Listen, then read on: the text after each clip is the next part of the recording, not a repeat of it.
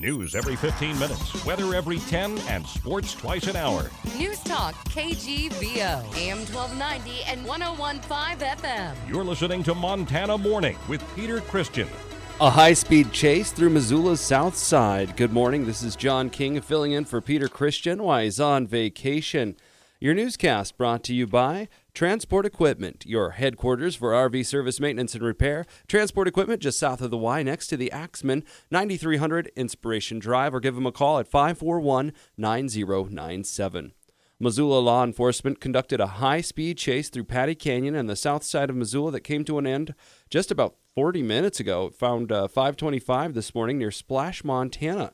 According to police scanner information, tack strips were laid down at several points during the chase, and at one point the car was speeding through a residential area at 80 miles per hour. It appears the chase ended without a crash, although there were reports of individuals being taken to St. Patrick Hospital. 3 people are thought to be in custody. Here is what it sounded like on our police scanner as the pursuit ramped up to an 80-mile-per-hour chase near Whitaker Drive. 396-430, just approaching Arnica Road, speeds of about 45. 396-430 coming down the Canyon Gate Drive, same speed.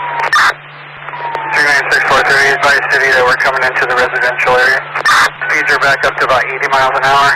80 miles an hour. Okay, just get ready to back off for those spikes. We're coming up on the spikes now.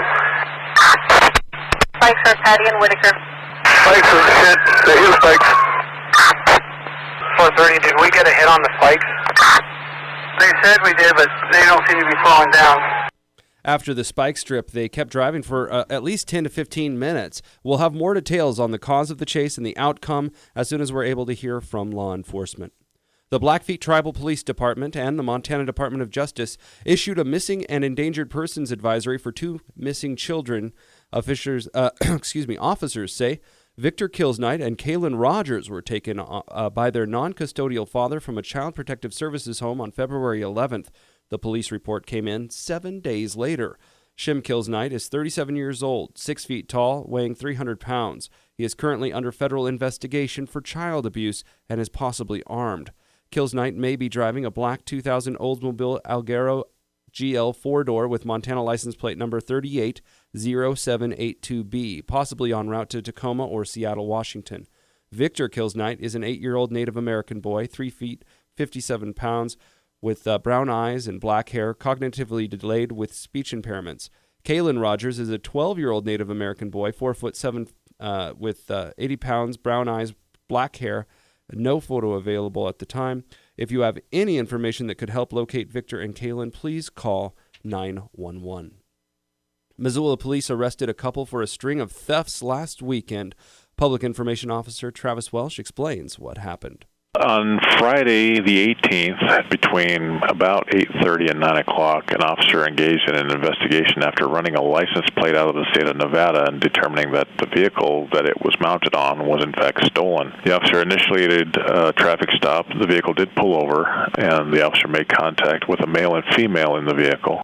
The police officer took both people into custody after learning that the woman had warrants out for her arrest. The vehicle was in fact stolen and placed the male under arrest for felony theft. He identified a female that was also accompanying the male to learn that she had 6 misdemeanor warrants out of the city of Missoula, all for theft. She was also taken into custody. Both were placed in detention in the Missoula County Detention Facility, and the vehicle had been seized. Juan Munguia Lamas and Shoni Langford were scheduled to appear in court yesterday. The U.S. Supreme Court ruled in favor of the state of Montana after deciding the state suffered damages as the result of Wyoming's failure to abide by terms of the Yellowstone River Compact with respect to waters of the Tongue River. Attorney General Tim Fox says the lawsuit was Montana seeking to require Wyoming to pay damages for years in which the state didn't provide water, among other things. Also try to come up with some sort of a mechanism going forward so that Wyoming wouldn't stonewall Montana, particularly in drought years when we called for more water. So we had tried this case a while back. It went back up to the Supreme Court, and the Supreme Court has essentially ratified the special master's decision in the case, which is good for Montana.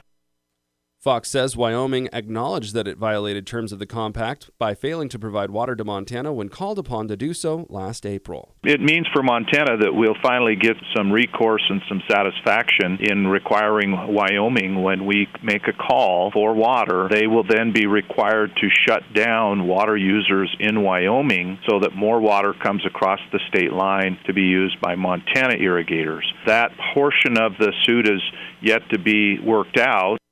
The state originally filed suit against Wyoming in 2007 over issues with Wyoming's noncompliance with the 1950s water compact that was set up to provide a mechanism for the states to come to an agreement when water shortages may cause problems.